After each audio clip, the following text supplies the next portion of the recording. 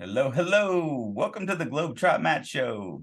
I don't know if it's actually a show, but when I speak to cool people doing interesting things, I'll share it here. Today's conversation is with a good friend of mine named Garrett Fabico. We go back about 12 years and have traveled the world together.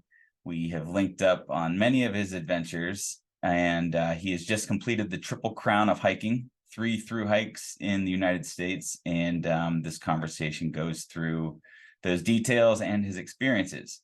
So if you're interested on a firsthand take of what the through hikes are on the Appalachian Trail, the Pacific Crest Trail, or the Continental Divide Trail, Garrett has the information for you. So without further ado, please enjoy the show. So Garrett is a friend of mine for 12 years now. I was 25 when I met Garrett. And he just accomplished something that's pretty crazy. And I want to set this up because I want to start this with a very important question that I have to ask you. So in 2021, you through hiked the Appalachian Trail, which was 2,193 miles. In 2022, yes.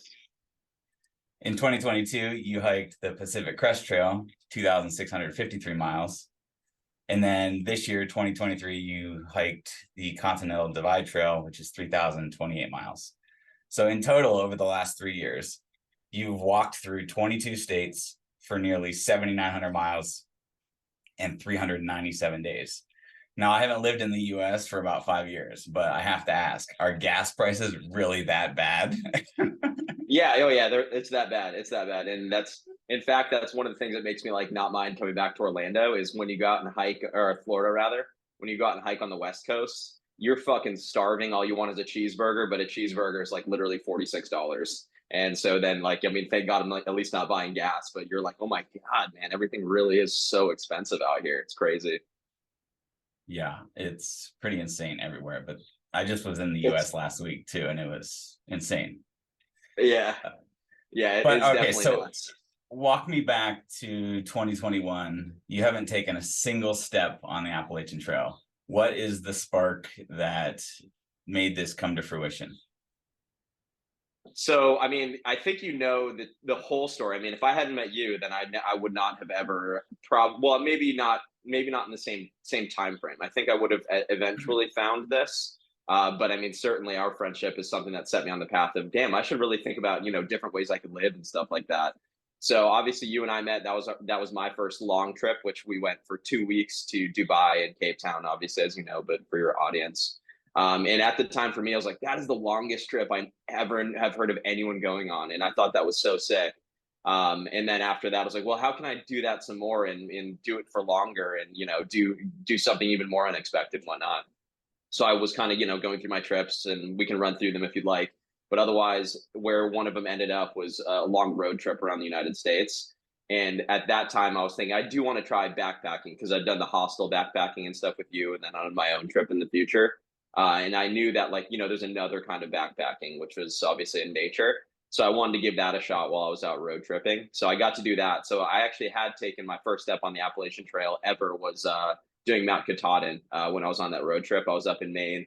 I met some thru hikers, and that wasn't like a time where I was like, oh, I definitely got to do this. But that's where thru hiking kind of came onto my radar, that this is something that people do, that they walk across the entire country.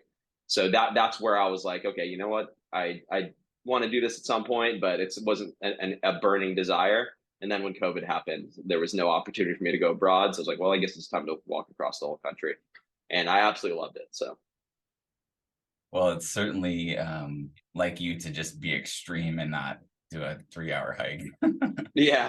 I think it's kind of funny, in fact, because like I don't think it's fully true when I say I don't really like hiking. I love it, obviously. But if somebody says, hey, you want to like just go out for a 3-hour hike or something, I don't know if I'm interested. I really kind of want to go.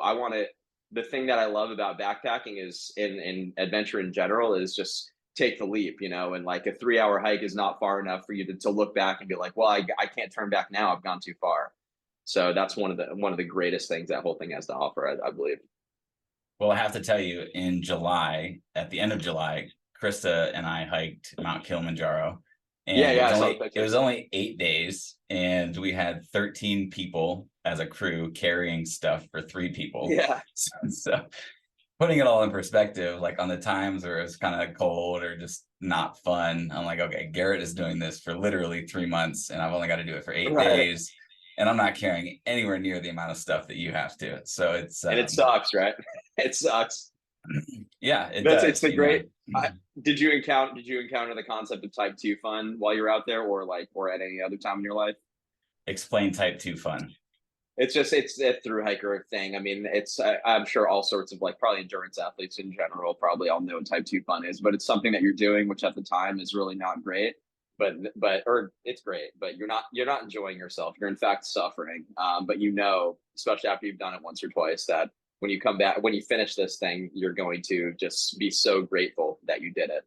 So that's what type 2 fun is, and it's like something you look back on, and you're just so proud of what you've done, and realize that you would do it again, kind of thing.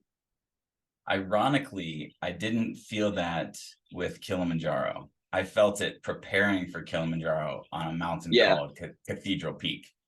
right on. It was an 11-hour out and back, 5,000, 6,000 feet in elevation, and just brutal. Every step You was did, a giant boulder, and it took so much effort for every step, up and down.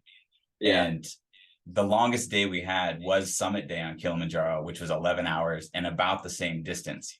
But Kilimanjaro is just a flat hiking trail. You know, it's a little bit loose shale at the top, but otherwise it's a pretty easy, technically walking trail.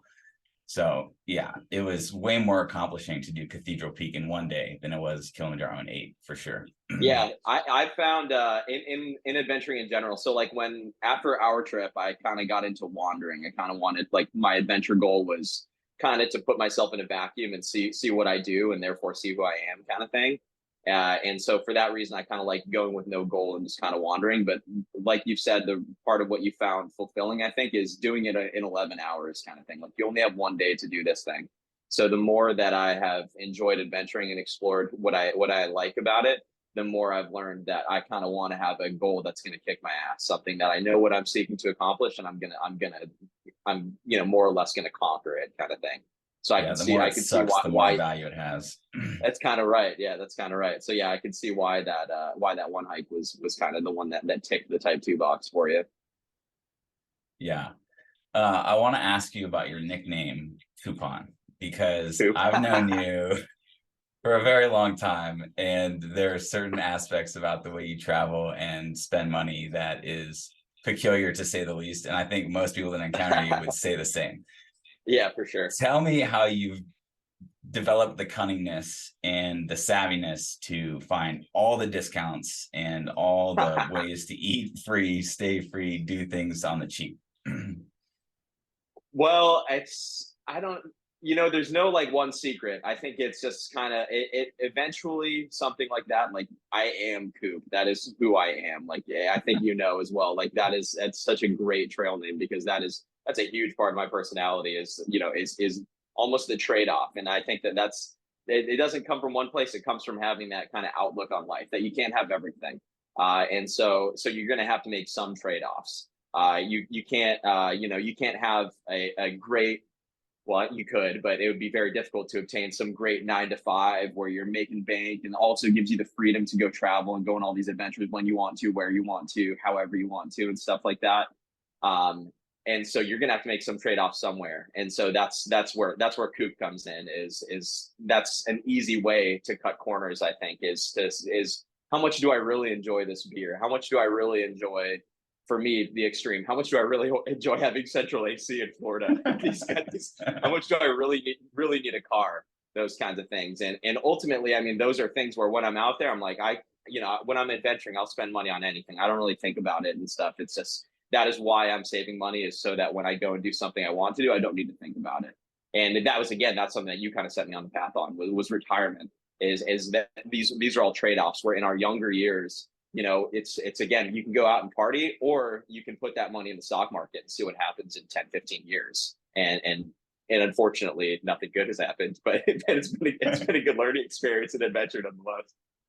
Yeah, that's hilarious. I was laughing really hard at one of your Instagram videos as you were prepping for this trip on the CDT, because you were talking about all the discounts you got on the different peanut butters and the Yeah. BOGOs on all the different candy. And it's just, I don't know, it Yeah. brought back a lot of memories, because the candy and the, the savviness to not spend money is so you. That's funny.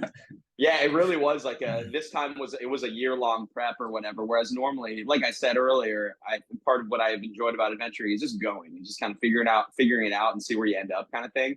But yeah, this time was the first time I prepped. So I bought things like basically everything on Black Friday of the year prior, and bought like, $1,000 worth of meals that were really good so that I would get 50% back in rewards and stuff like that. And then it was great. It made it so much better. I feel like if I were to write a book about through hiking, that's something I would put in there is how you can have the highest quality for the lowest amount of money. Because I was the actually quality of telling my food. dad about this adventure you just completed, and he was like, "You should write a book." Yeah, I Absolutely I should. I think my whole damn life. I mean, honestly, that's probably why I through hike and stuff. Is that's what I'm putting off kind of thing. I always felt like I had something to say, but not really, and wanted to go out and figure out what it is that I want to say to the world and stuff like that. And I think through hiking and all the suffering I find myself enjoying for whatever reason is kind of to put off the thing that I think was actually good, which is to make the world a better place. And to make the world a better place, all I have to offer is the little bit I've learned in life. And I think that it could, change a couple people's lives and whatnot. So putting it down on paper is something that I think would be an invaluable experience, and probably the most rewarding thing after the feeling of completing something like a Triple Crown through hike and stuff like that. So Well, one of these days I'll work up the courage. I've been trying to work that courage muscle for the past 3 years while out hiking and stuff. So put me down for a pre-sale. So you've already got yeah, one yeah, book for sure. sold. I'll hit you up for the foreword for sure. Oh, nice. Yeah. So you packed 20 boxes ahead of time and mailed Yeah, them something to like that. certain points along the trail. No, I went back and counted 20 boxes. So so tell me how you managed to calculate your calories in, calories out, what you were going to burn every day, because there has to be so many variables. With certain days you feel good to hike a lot, some days you just kind of feel Right. crappy. Walk me through that. Totally. So there was a lot of waste, and I hate waste, but that's just the reality of things. I bought a ton of food. I calculated it by plugging into ChatGPT. Hey, I'm going to hike the Continental Divide Trail from this section to this section, hoping it would have the elevation. It probably didn't. And I'm going to hike this many miles a day. How many calories do I need to eat? The number it gave me was like 7,000, which is roughly accurate. I don't think I actually needed to be eating that, and I definitely didn't eat that while on trail. But oddly enough, that's how I ended up at the number. Obviously, this was an almost, you can tell looking back that this was an amateur attempt at a speed hike. If I were to do it again and wanted to see how fast I could really go, because I definitely left some on the table at times on the hike, and I'm not disappointed about that. But I know in my heart that if my goal was to leave nothing on the table, I didn't quite do that. I did at the end, but in the middle there were periods I could have done a lot more. Um, so I'm sorry, I kind of lost my train of thought here. What exactly is the question now? So I was asking about what did I ask you? The 20 boxes, prepping Classic. calories and yeah, Okay, yeah. Pico, So calories in, I calories just out. plugged right on. Yeah, I just plugged that crap into the internet and then filled the boxes. And it was largely a lot of, well, what can I wanted to buy high quality food. So like I mentioned earlier, I bought $1,000 worth of meals. I bought freeze dried meals, Peak Refuel. I wish they would sponsor me. So I bought a bunch of Peak Refuel meals, got 50% rewards, and then put those in the boxes. Bought a bunch of Pro bars, which is just a lot of through hikers live on Cliff bars and Pop Tarts and stuff like that. And Pro bars are just way better. It's like got whole ingredients, whatnot. So I had all the same things in every single box, which I think everybody who sends lots of boxes this way would advise. You're going to want to diversify what you have, because you're going to get so sick of it. And like I started out with, I hate waste. I wasted probably, and by wasted I mean I donated it. I put it in. There's a through hiker swap box in most places, just called the hiker box, where you just kind of put in what you don't need and take what you do. kind of thing. And people knew that I was in front of them because they'd see my food in the hiker boxes. They would say, "Oh, pro bars," and there was never any peak refuel meals in there, but I'd put my pro bars in there, and a lot of protein bars and stuff like that I'd gotten sick of. So people would know, "Hey, you're right in front of me," and stuff, and they would let me know. And by they, I mean like the one person that was out there with me, but right behind me. So yeah, that was kind of how I ended up packing those boxes. Was just literally a ChatGPT entry. I knew or prompt rather. I knew I needed to eat a lot, and I knew that on previous hikes, that was the thing that had hampered me a lot, was just being completely depleted, bonking, as now I know endurance athletes call it. So I was bonking a lot, just running out of energy. So I wanted to do my best to overcome that when I knew I would encounter it on trail. I definitely didn't. I still was only eating like 3 or 4 thousand calories. It just, you get so sick of the same foods when you're putting your body through that. There's some, for me at least, and I know it's a shared experience for at least some people that do similar things. It just, your body just is rejecting everything. So you don't want to eat. You have to. So it's almost though I started to think of it as, well, if I can force myself to hike late and get up early and hike hard through these sections and stuff that are difficult, I should at least be able to push my mind to eat a damn pro bar and stuff. So I kind of just, a lot of it is just suck it up. So I just had to suck it up eventually and just squeeze peanut butter in my mouth and just chug some water and just get it all in there. If I were to do it again though, I would find a way to make sure that I'm eating enough food overall through the whole trip, including the training I was doing before, which I was running like 3 marathons a week, and I ran like 50 miles at one point and stuff just to see what I was capable of. I lost 35 pounds from when I started training to the end of the hike. So I would try to change, to do something to put on some fat before, and I could do a little better job of keeping weight on while I'm out there, whether that's eating more in town, packing out pizzas when I leave town, just whatever I am actually willing to eat, which end up being a lot of sugar. And for a while on previous through hikes, I would think, "Oh, I'm eating too much junk and stuff." But really, you just need to eat whatever whatever your body's willing to take. And my brother is a cyclist, and I visited him before going on the hike. And he was talking. He's a serious person, unlike me. He actually does the research and hires a coach and stuff like that. And so he was talking about, yeah, just that truly sugar is all you need. So if that's what your body's asking for, just give it sugar. So I kind of leaned into that more and would resupply on just tons and tons of candy. And the pro bars I bought have a brown rice syrup and stuff. So a lot of sugar, and leaning into it was something that I would continue to do more of in the future. So is there a known network of places to mail these boxes ahead of time? Yeah, so the app that all long distance hikers use, or almost all, it used to be called Gut Hook. So the vets will call it Gut Hook, but it's called Far Out now, and it's just has all the sections of the trail. So for instance, the Continental Divide Trail, I think, was broken up into 5 different sections. So your map for northern Montana, your map for southern Montana, your map for New Mexico, etc. And so you can go through there and see the icons for the different towns and whatnot. So frequently you're sending it to a post office.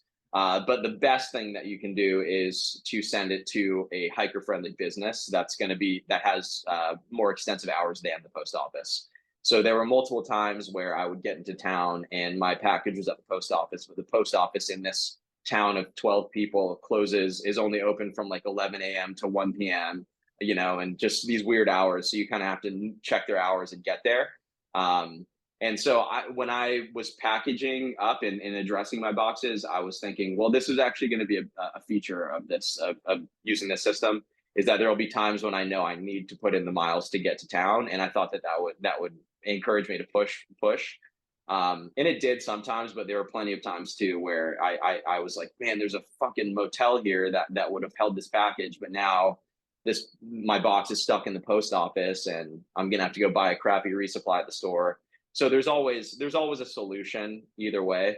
But yeah, they would go to the post offices, but I think that maybe 5 of my boxes didn't get to me for whatever reason. And when you're out there doing that, it's, like I said, there's a grocery store usually. Not always a good grocery store. They don't always have everything you want. There's not always one, but most of the time there is.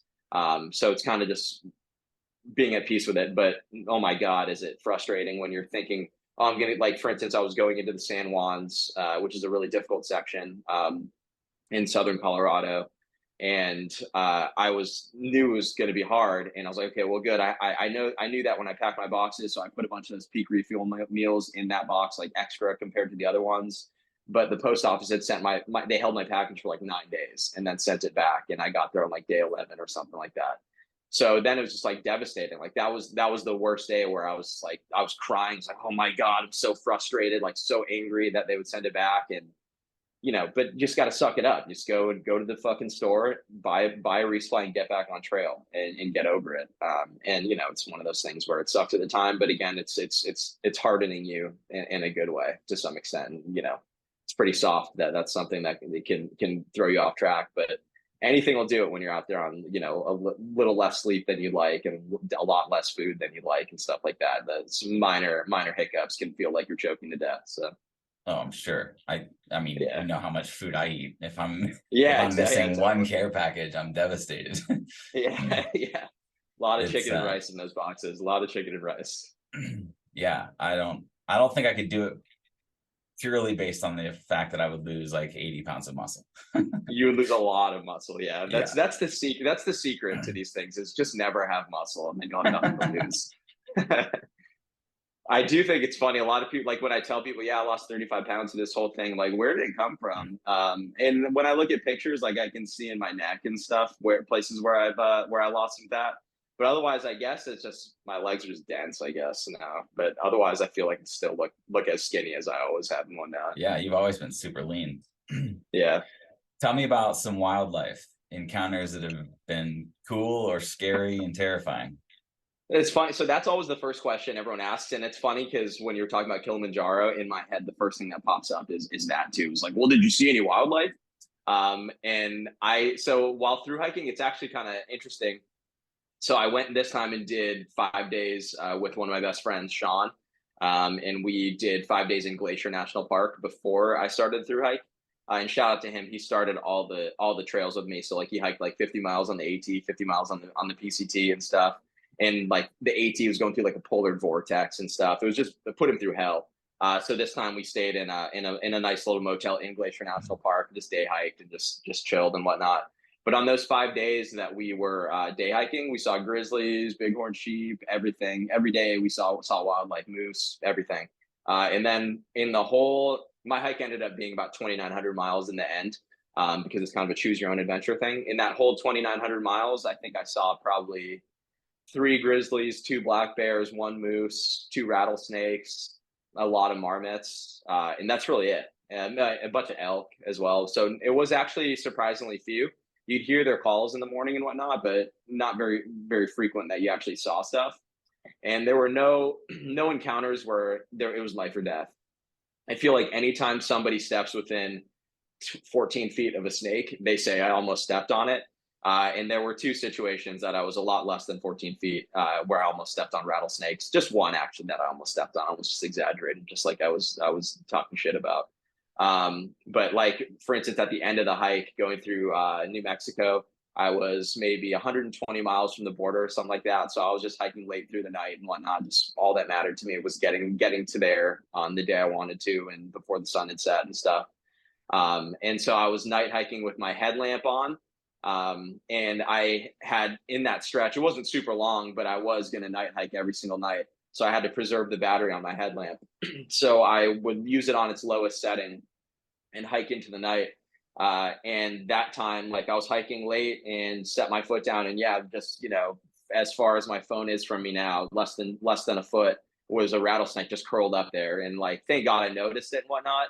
But there's often a false sense of security that comes, especially for thru hikers. Like a lot of us will sleep with our food at night, for instance. Even in grizzly country, I got into the habit of sleeping with my food sometimes. And it's just kind of laziness, but it makes it so much easier. But yeah, there's a lot of situations where you can be lured into a false sense of security and then realize, oh my God, a bear could have come in the night and, mauled me, or I could have stepped on that rattlesnake and, been stuck out here. And then what would I do and stuff? So yeah, I think that's the thing that, especially with like day hikers and stuff, national parks and whatnot. You hear a lot about that kind of stuff. People that did something completely stupid, and it's because there are other people that are doing it, and so it makes you think, oh well, other people are doing it, it's safe. And then yeah, you find out about people falling off a cliff, taking a selfie and stuff like that. Yeah, that's not good. Selfie Yeah, deaths no, are way too prevalent, but maybe yeah, that's for just a sure. And Darwinism. regarding yeah, the natural way of things. Regarding dangerous animals and whatnot.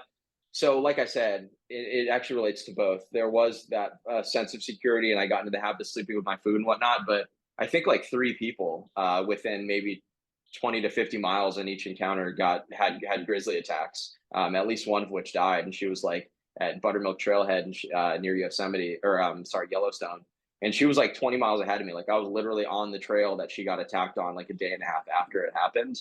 Um, don't tell anyone because it was closed and I still did it. But the bear's not hanging out there. So yeah, like real stuff happens out there, and it's yeah, just at least for me, um, certainly a sense of, oh, nothing's going to happen, but absolutely something can go wrong, and it doesn't take much to go terribly wrong. Yeah, you told me about almost dying in the Sierras when you did the CDT. Yeah, PCT. That Or was that was PCT, the sorry. yeah, probably the scariest experience of my life. Yeah, just it was one small tree branch that I was gripping onto, just dangling essentially off the steep ledge. And yeah, if it weren't for that one tree branch, then yeah, I would 100% have died. It was like a 500-foot fall into a river, down, smashing into rocks and stuff. And one of those things where you should do something different. You should find a different solution. But it's just you're like, oh well, I'm only 10 feet from where I need to go. I'm gonna get there. And yeah, take some stupid risks, but makes for good stories in the end. Yeah, as long as you're around to tell them. Yeah. Tell me about how your days look. How would you plan your day ahead, and would you wake up with that same plan after going to bed? Almost never. Almost never would I succeed in having the plan I had the night before. I am somebody that there are years of working in bars and restaurants and stuff like that, and I still work in bars and restaurants. So my sleep schedule has been screwed my entire life. So I've always been somebody who, unfortunately for me, but I need to just kind of embrace it. My golden hours, the hours at which I feel most productive and most energetic, are like 10 p.m. to 2 a.m. So every night I would get to camp, at like 11 or midnight or whatever, and just be like, man, I'm so pumped, I'm gonna crush miles tomorrow. And then wake up and you're like, oh, it's like groggy, don't want to get up and stuff, and of course sore as hell, and just feel like, oh, my body can't do this again, kind of thing. So every night I would go to sleep with a sense of, oh, I'm a fucking hero, I'm gonna crush miles tomorrow. But almost never that ended up being true. I mean, I'm proud of the days on which it was, but my plan would often fall through. But what my days look like, I wake up very late for a through hiker. I wake up at like 7, 6:30 or 7, but a lot of through hikers wake up at like 5, 6 a.m. and stuff. I usually don't do that. I try to get 8 hours of sleep no matter what. And so whatever time I go to bed, I just try to get up 8 hours from there. So when I had intentions to put in extra big miles the night before, I would get all my food ready so I could have my coffee sitting there right next to me. So all I had to do was wake up and lean over, turn on my stove, and just flick my lighter, and the water was there ready to boil. My coffee packets were right next to me already, just so I can get some caffeine in me instantly, to counteract just my natural tendencies. So yeah, I get my coffee going right away, and then for breakfast, instant oats right in the morning. I like to cold soak them, so I would kind of leave them at night, and then in the cold temperatures overnight, it's almost like overnight oats, like people make in the refrigerator. So then those Bears love things are just oats. ready. Yeah, just they do. Yeah, I like, it's funny because yeah, I mean you're creating that scent and whatnot, and you are asking for trouble to some extent. But I can get up 10 minutes earlier. Um, so yeah, that was kind of the morning routine. Yeah. And so sleeping, how do you get 8 hours? Because I had a pretty nice mattress and sleeping bag and someone building my tent every day. And after 8 days, I was just completely exhausted. I had very little Yeah. sleep. How do you manage that? Like actually getting to sleep. So I sleep so much better in the wilderness than anywhere else. like when I would take, the 2 days off I took or whatever, I talked to my grandparents like, oh, I'll bet you love sleeping in a bed. And like, yeah, it was okay, but like I sleep better in the woods. And so what it comes down to though is first off, that's just where I personally feel at peace. But otherwise, you are just so depleted, so completely exhausted that your body is just craving that sleep. So that's somewhere where I try not to fall asleep right away because one of the things I really love about that kind of travel is seeing the stars. So I would try, like, in the past I would make a habit of this, not so much this time, but I would still try to just lay up and look at the stars for a while and just appreciate that. And usually I used to wait until I saw a shooting star, which happens within 10 minutes while you're out there. So that's something that's awesome about sleeping outside. But yeah, the 8 hours was purely just exhaustion. I was just so tired that I was just out as soon as I laid down. And then I would usually wake up. The sun would wake me up usually, and once it starts cooking me, and that's around 7 a.m. And then I What would about go and inclement finally weather? get Did moving. you sleep in any snow or rain?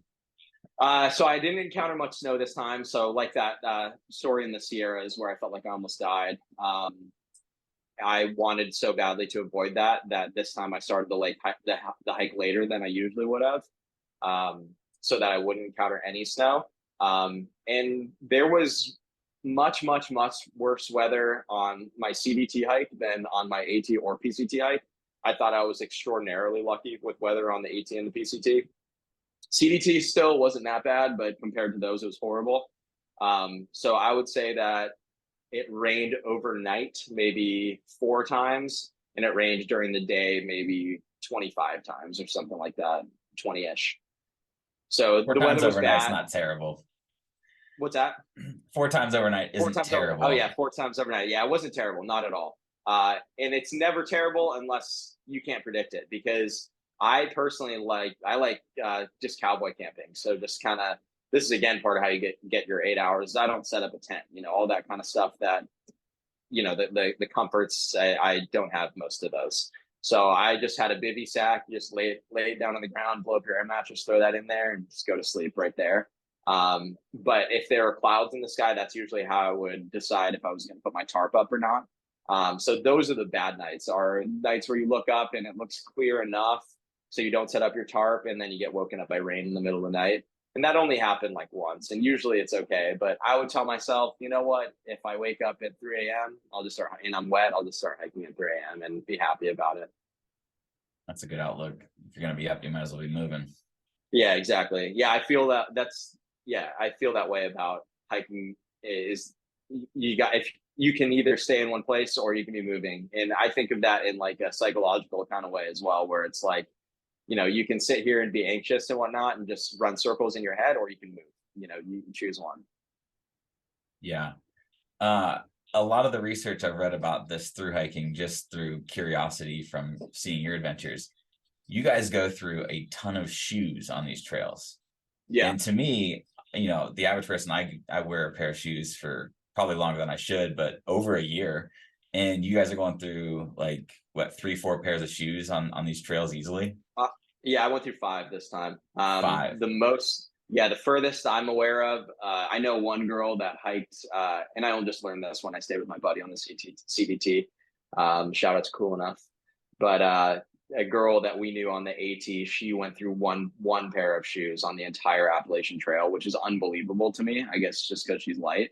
But otherwise, I think that you really want to change your shoes every 600 miles at the most. Around mile 500 to 600, you want to be replacing them somewhere in there. And I used to, again, being Coop, like on the AT, my first pair of shoes, like I'll just ride these things as far as I can. But man, my ankles were hurting so much. Like when I had to hike into, it's called Angel's Rest. When I was hiking to Angel's Rest and I had my shoes there waiting for me, every single step, my ankles were just hurting so much. And it costs, like, for the next 2 or 3 days after that, I was in pain. So now I just kind of deal with it, change your shoes even more often than you think you might need to. And I think, and your body will be grateful for it.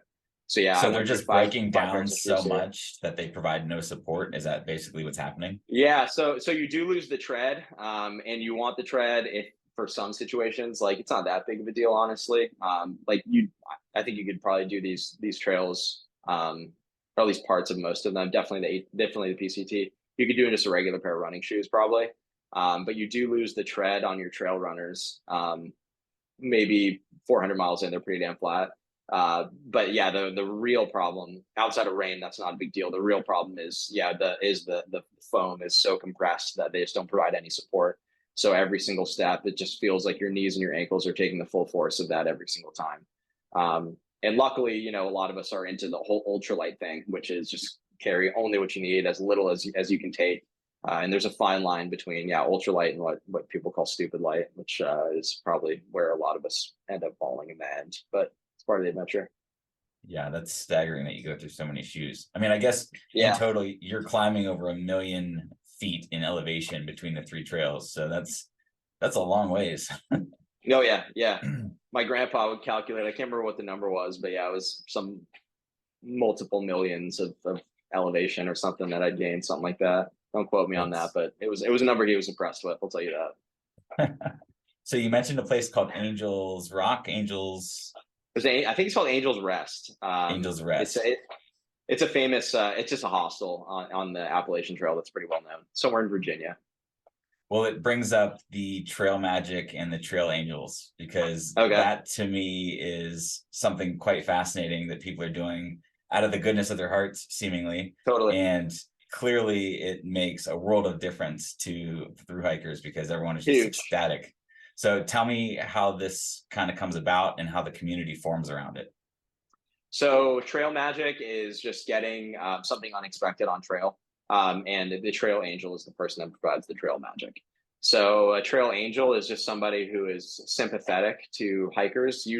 Frequently they're hikers themselves. But a lot of people that are just like, I want to do that. And that's just, and they feel like they can, or maybe they actually can't for whatever reason. And so that's how they kind of are part of that community. Trail angel is just somebody they'll like, for instance, might park at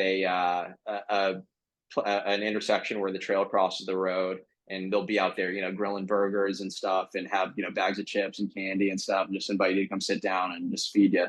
And it's incredible because your body just wants food so badly at those times. That's a big part of the community, especially on the Appalachian Trail and Pacific Crest Trail, because they're very popular. And for context, I don't know if these numbers are accurate, but I guess from what I've read, about 3,000 to 5,000 people attempt the Appalachian Trail and PCT each year. And for the CDT, it's like 300. So it's an enormous difference. I encountered one trail angel. There was other things like inadvertent trail angels, for instance, like people that don't know about the trail or don't intend to be a trail angel, but are still just good people and they're willing to help you out.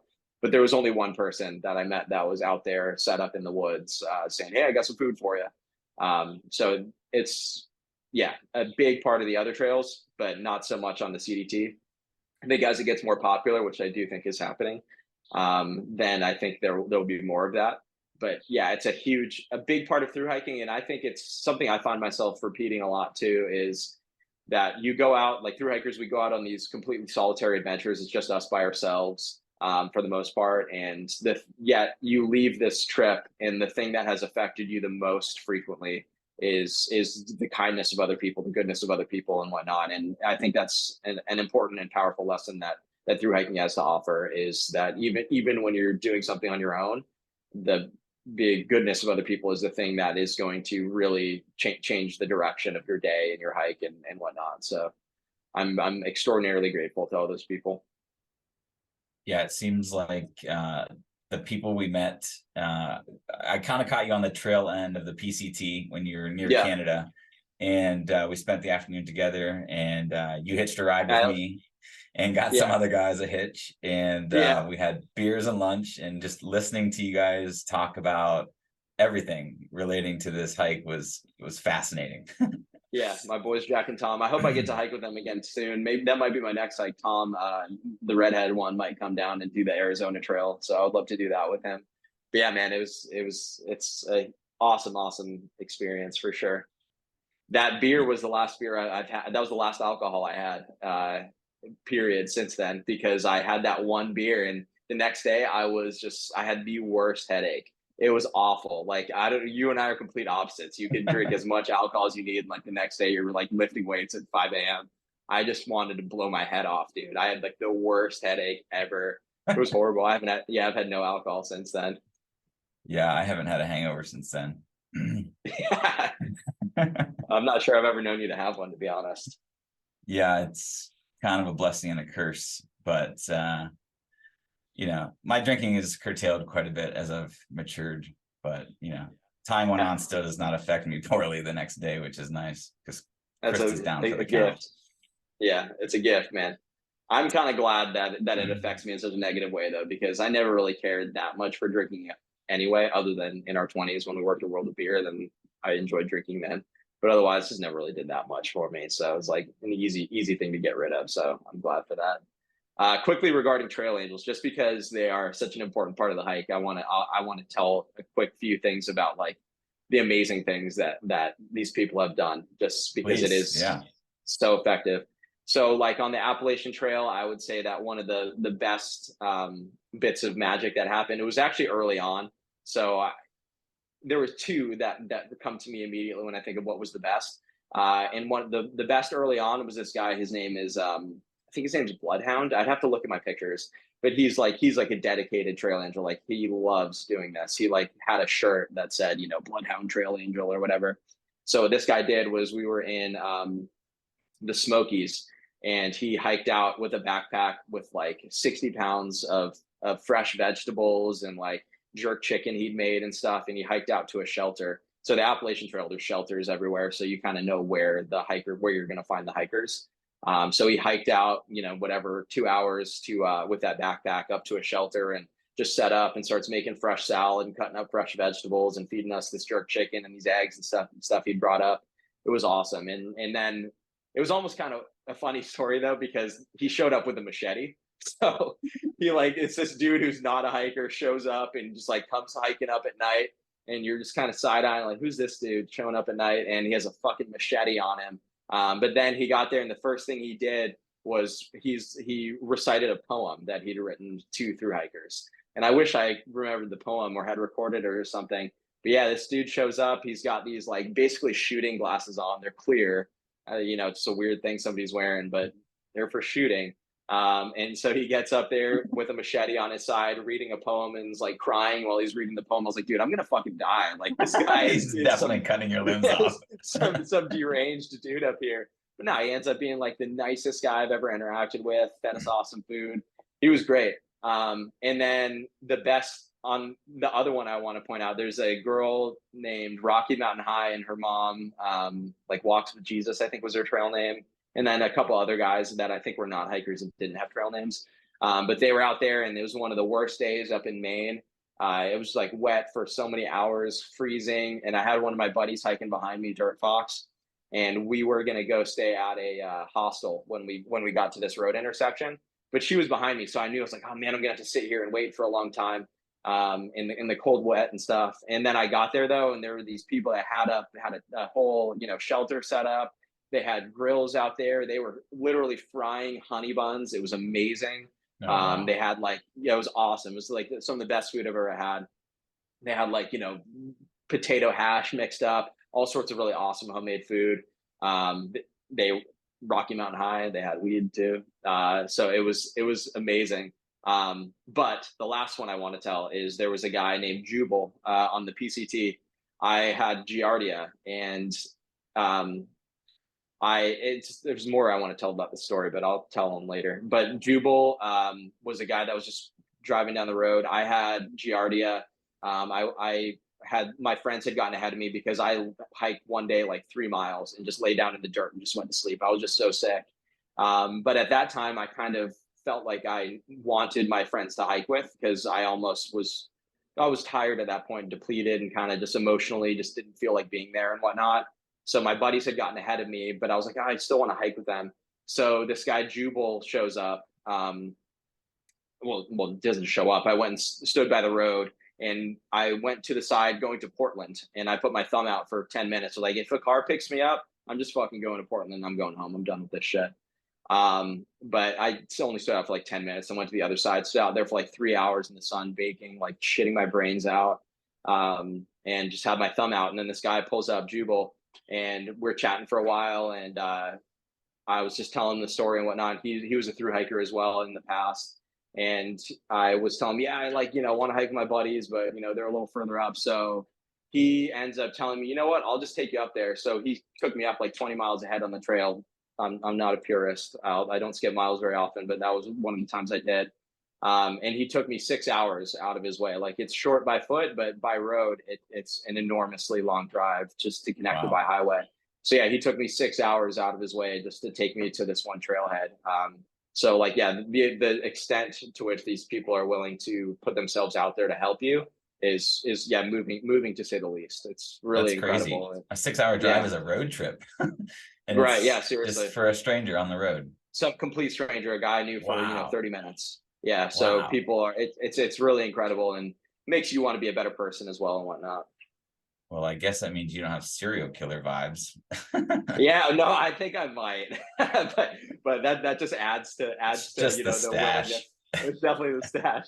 Adds to the degree to which these people are to be respected, is that they're picking me up with the serial killer mustache and still are willing to do whatever it takes to help us out. Yeah, it requires a lot of just, you got to do it attitude, because otherwise it's not going to happen, right? You just have to ask people and hope that people will be kind. And it seems like everyone is more than willing to be helpful if you're just nice about it. Very frequently. Yeah, very frequently. So like I mentioned on the AT and PCT, there are so many hikers, so people know what's going on. So if they see somebody out there hitchhiking, or like, for instance, in Bend, Oregon, we were walking down the street and this woman named Lisa just comes out into the street and like comes up on us, say, hey, you guys are hikers, do you need a place to stay? Like, they're so nice, and they know what you're doing. But on the CDT, because there's so few people, usually people don't know what you're doing. So there is a degree of, you just got to go and say, hey, this is what I'm doing, can you help me out? And they're always willing to help. And what makes that trail, like 90% plus. Yeah, what makes that trail so less popular? It's so, the number one thing probably, the number one thing is that it's more rugged, I suppose. It's because there are fewer people, there's I guess less of a sense of that almost false sense of security out there, I guess. So people are less willing to take that leap, I guess. But so yeah, it's the sense of, I don't know, just it being, I guess rugged is the only word I can come up with for it at the moment. But it's incomplete. So like, you saw that the CDT is listed as like whatever 3,100 miles or whatever. But it's very much a choose your own adventure thing. So the trail is not complete from point to point. So there are sections, and this kind of adds to the magic of this trail. There are sections where you just kind of choose which route you want to take. So yeah, like, you can do a complete CDT through hike anywhere from, like, I think maybe 2,600 is probably the shortest you could do, up to 3,100 miles. So mine ended up being 2,900 miles or so in the end. But yeah, so that's I think why a lot of people don't do it, is because it's incomplete. There's less conclusive information about how to do it. And there's less of a sense of, oh, there'll be somebody else out there that knows what they're doing, so I can just tag along with them, because there's not going to be that person out there usually. Or I don't know what it was like behind me, but for me, at least, being out in front, there's nobody else out there. So you just really have to rely on your own intuition and whatnot, and whatever you want to call it, but the sense of being willing to trust something to take care of you, even if you're not able to take care of yourself and whatnot. So yeah, that's why that one is less traveled, I think, is because you can't just go out and get a guidebook for the CDT and be like, okay, I'll just follow this route. There are going to be things where you're going to have to make decisions about which way you want to go and stuff. And frequently you make the wrong decisions too. I was going to ask, how many times do you have to turn back or find the trail because you just wandered off of it? Oh, all the time. CDT is so poorly marked. It's insane. It's like, it's almost frustrating, because you want to be out there and kind of disconnect from your phone, but you have to constantly be updating your app. And like, it feels like you are definitely on the trail, but then you suddenly, hit refresh on your app and you're, 2 miles off trail. So I did at least probably 30 bonus miles or so, just, just wandering, going the wrong way, and then realizing it wasn't the trail anymore. So that happens all the damn time. Yeah, CDT so 30 is very, miles, very poorly marked. Is that a day's worth of hiking? 2 days worth of hiking? How many hours or miles are you putting in most days? So I hiked anywhere between 30 to a little over 40 miles. I would say my average in the end, including days off, was 31, which is nothing crazy. I want to quickly point out for your listeners that the difference between me and the best. So like I think that I'm in the 1% of through hikers for first off what I've accomplished, and then also the speed at which I did the CET. But the people that are the best, they do it twice as fast. So Wow. like there's an enormous gap between the 1% and the sub 1%. Like these people that's called FKTs, fastest known times. The people that set FKTs are fucking insane and just such inspiring individuals that will go out and do whatever it takes, sleep deprivation, everything, whatever it takes to do it, to absolutely leave absolutely nothing on the table. And so those people are just nuts. So I was hiking 31 miles a day. The absolute best of the best hike about 60 miles a day. That is some ground, man. Holy Yeah, crap. it's insane. It's absolutely insane. They've got Yeah, to be jogging totally. that, right? Or running some of it. There's a lot of jogging. Yeah, I mean, I jog, and when I'm hiking 45-mile days, I am jogging for at least 2 hours of that day and stuff. So yeah, there's a lot of jogging happening. And everybody, the whole FKT thing though, I don't know a whole lot about it, but I know a couple FKTers, and everybody has a different strategy.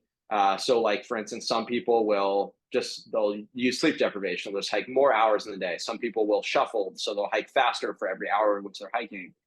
So it's kind of a cool thing where everybody has their own stratagems to achieve what they want to, and figure out where they can cut a corner to do this a little faster than the person who did it the fastest before them. Yeah, that's wild. I can't believe people are putting in 60 miles a day. It's nuts. It's nuts. Yeah. And like, I love when people are like, oh, wow, how did you do that? I'm like, yeah, that was really hard. It's pretty cool, isn't it? But, in your heart, like, I'm proud of what I did, but it's not superhuman. The real superhumans are twice as powerful while out there hiking, which is something to be respected and admired and aimed toward as well. Yeah, it's hard to imagine that it can get that much better for like, human ability, Right. because Right. doing these hikes for months at a time, day in and day out, is already just way beyond the capabilities of most people, their own self-limiting capabilities. But nobody really is willing to do that for the most part. And then for the sub Totally. Yeah. 1% that just crushes it even more is just wild. Even more nuts. Yeah. Absolutely nuts. for Yeah. your for your listeners, people they should look at. Josh Perry is a guy who, when I finished the PCT, he finished the night before me. So me and my buddies got to hike out with him, and he had set the PCT FKT. So I think he did it. Don't quote me. I think he did it in 55 days, 2,650 miles, 55 days. And this year, I only just found out about this a few days ago, but another guy, I can't think of his name. If it comes to me, I'll shout it out. But he now broke the record, Josh's record, which had stood for like 10 years. When Josh broke it, it was like a 10-year record. So I was like, oh, nobody's ever going to break this. The guy broke it this year. He did it in 52 days and something hours. It's absolutely nuts, man. And like, it's not like it's really admirable, because it's not like nothing goes wrong. It's like there are days when they lose it an entire day. Like this dude that said it now famously got stuck in like a literal hurricane, so had like sit in a cave for like multiple days. The dude Josh that I know, he like there was a section that he had to bushwhack for like 40 miles or something. Just there's no trail, just pushing through bush the whole way and stuff. So just these people are willing to go through these ridiculous things that it's like to any normal person would do that and say, oh, I tried my best, but I can't do it. But no, these people find a way, and it's yeah, so impressive and admirable, and yeah, like I said, something to be aimed toward for any endurance athlete that aspires to anything even a quarter of that. Yeah, I'll definitely check those guys out. It sounds insane. When you're hiking 30, 45 miles a day, the average non-FKTer, how many days in a row are you stringing that together before you have to shut it down? You're talking about for somebody who's not like for instance, are you like, if I were trying to do that on the AT or PCT, I would do 1 or 2 30s and be like, okay, I've done big miles, and now I'm gonna chill and go back to doing high teens, low 20s, stuff like that. Here's about low 20s by your second through hike and whatnot. But that is exactly the difference. I think kind of as you're saying is yeah, the difference between the best and the not best is that another hiker's longest day, these guys do every single day. So like that's how it was for me on the CDT. Is a lot of people, their longest day is maybe 32 miles or something like that, and that's what I would do almost every day. So yeah, those get strung together in sequence, and it's a lot of momentum building. So there's a lot of, I can't stay in town, I gotta stay on, I gotta keep momentum. But yeah, for like the previous hikes on my AT and PCT hike, I would do, my longest day on the AT, for instance, was 32 miles. And I was so proud of that. And I still am. But yeah, I was just so proud of that. And I was like, and then it took a day off after that or something. But yeah, now that is, if it's not a 30, I'm probably not, exhausted and fulfilled with my day of hiking. So if you zoom out and look at all 3 hikes from your perspective, what would your advice be now to you at step 1 on the AT? Gosh, I don't know. So what I've learned about myself is, as I kind of mentioned a little bit earlier, is that how I got into long-term travel and alternative travel like this and stuff is the desire to just kind of wander, kind of have nothing pushing on me and just see what I end up doing. So I went into the AT and PCT with those philosophies of I'll just take as long as I want to, and just, get to Katahdin or get to Mexico or get to Canada, whenever I get there, and just kind of chill and enjoy the journey. And now though, I have found out that I really like the setting a goal and getting there and kind of setting a goal that's like, kind of achievable, but kind of maybe not achievable at the same time. So the advice that I would give myself then is, I think I would just let myself do it for the AT and PCT. But something that I found myself saying is, I don't think I would do this again. Just like, I'm glad I did it, but don't think I would do it again. But I think I would tell myself that you are going to do it again, because I'm pretty sure I am going to end up doing those trails again at like a sub 100-day pace again. We'll see. I mean, I would love to have a partner to go back and hike them with, in which case I would not put her through a sub 100-day pace. But, a few years from now, I could absolutely see myself feeling restless and then wanting to go back and revisit those things and then take what I've learned now and apply it then. But I think that if I, went back in time and told my AT self, like, hey, you're going to really enjoy this if you, set an arbitrary number of days you want to do it in, you actually do it. I think that I would be shortchanging myself, because those were all phases in life that I had to go through, and phases in hiking and whatnot that I had to experience. And, I'm grateful for the opportunity to have gotten to just kind of do it at that rate and whatnot, and continue to have that sense of just vagabondery that comes with a slower AT and PCT hike and stuff.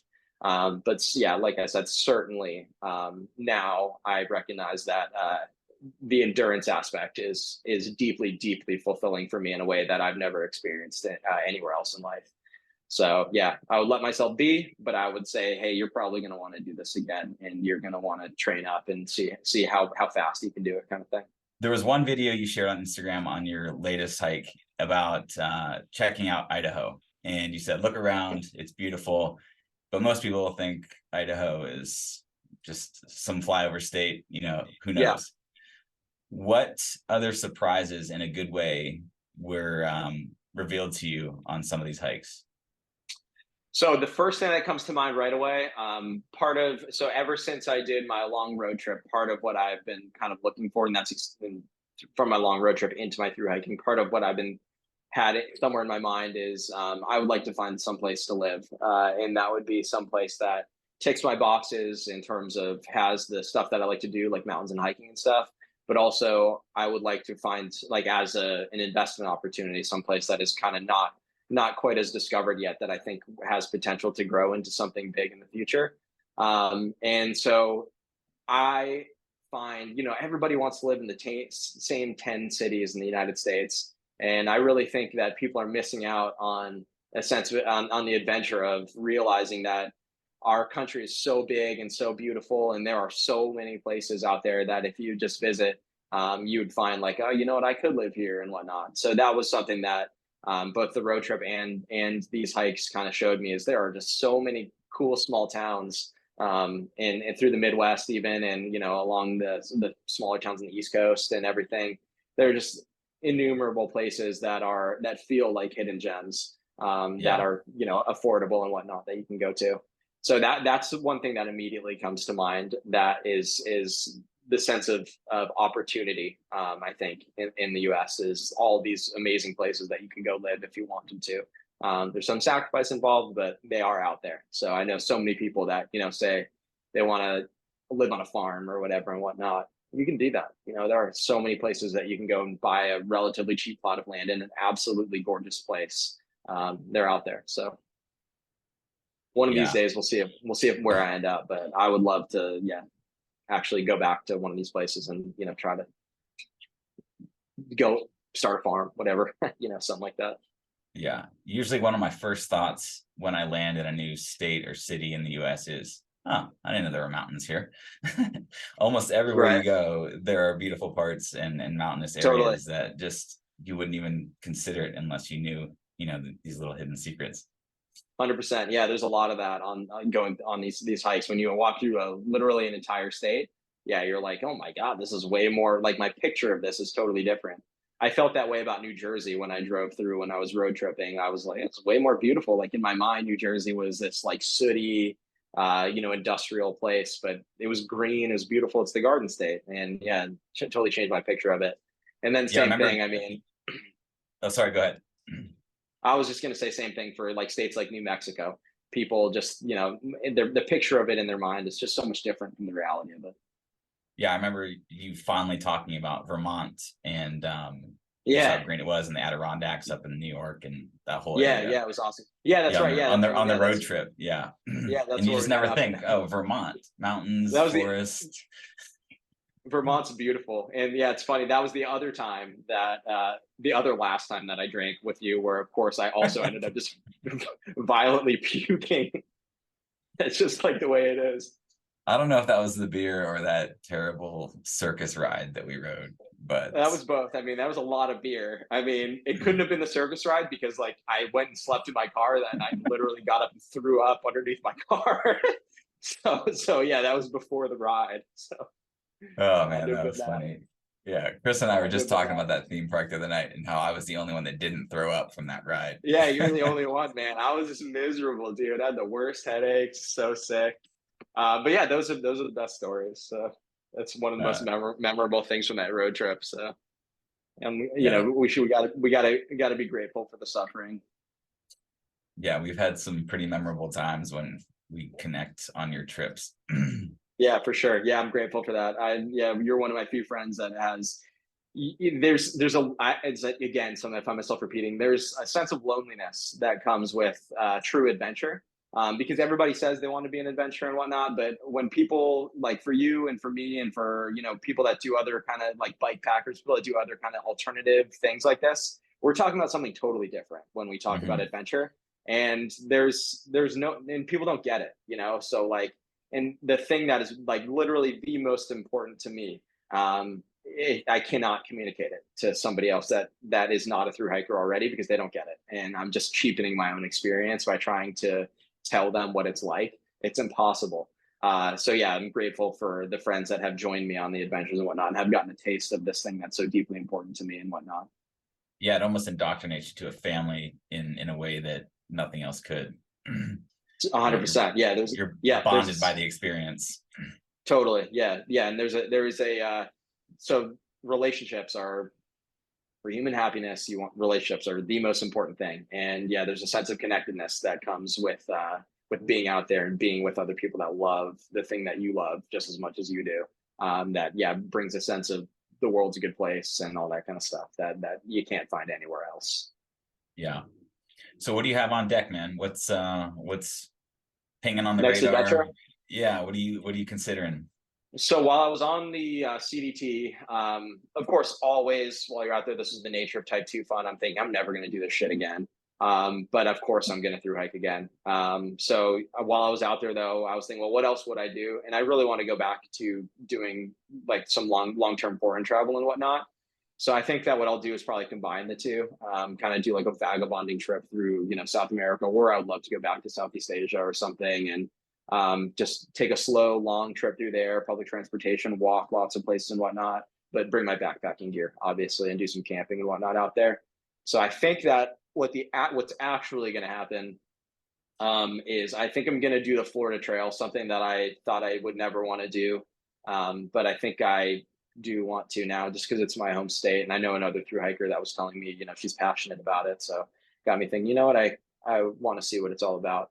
So Is I'll that do the east and Florida west? Trail. It goes from, obviously you can go either direction you want, but most people start at Big Cypress, west of Miami, I think, and then it goes up into the Panhandle. I couldn't tell you where it ends, but it goes and follows the whole L shape of Florida. It's a 1,500-mile hike. So I think I want to do that, but probably not until January 25. I just want to kind of play it safe. Like, part of me, this trip was only 3 months, and usually my trips are like 6 months to a year. So part of me is like, I kind of want to just go out and just go and keep adventuring and whatnot. But I think it would be more beneficial for me long term to stay and work and put away plenty of money, and just be able to go and do whatever I want for as long as I want next time. So yeah, I'll probably do the Florida Trail, but not till January of 25 is what I'm thinking. And I'm training up now to do that as fast as I possibly can. I want to do it in 31 days at most. And then after that, I would like to maybe like fly down to South America, fly to Patagonia or something, back around there, and then just slowly make my way back up north, back to the United States. So for a long trip. So that's kind of what I'm thinking. But I think the only thing that's definite is I'm going to do the Florida Trail. I never thought I would, but I think I'm going to do the Florida Trail next year. Well, there's one more thing that's definite about the Florida Trail, is if you encounter a guy with a machete, he is going to kill you. Yeah, that one for sure. Yeah, you got to be extra cautious. I'll probably carry a gun for that one. We'll see. It's sketchy though. It really is. That's like, people always ask, "Oh, did you encounter animals?" And yeah, you see animals, but you immediately, even with grizzlies, if they're far enough away, you get the sense of, this thing doesn't want to hurt me. The real danger is people. I'm not saying there's dangerous people out there. There are, but not that I encountered dangerous situations or anything. But yeah, that's where you're more likely to run into trouble, is with some person that you bump into. Yeah. Well, if anybody watching or listening to this wants to check out through hiking and wants to see your story, your Instagram handle is Garrett, 2 R's, 2 T's, against That's right. my better spelling judgment. It's at Garrett Fabico. And I think you've done a wonderful job telling your story throughout, personal experiences. And I appreciate the inspiration that you give to me and to a lot of other people that follow your journey.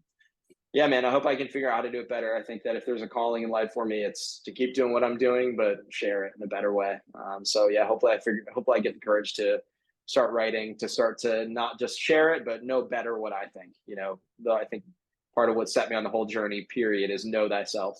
And I think that's the best way that you can know yourself, is to sit down and actually write it out.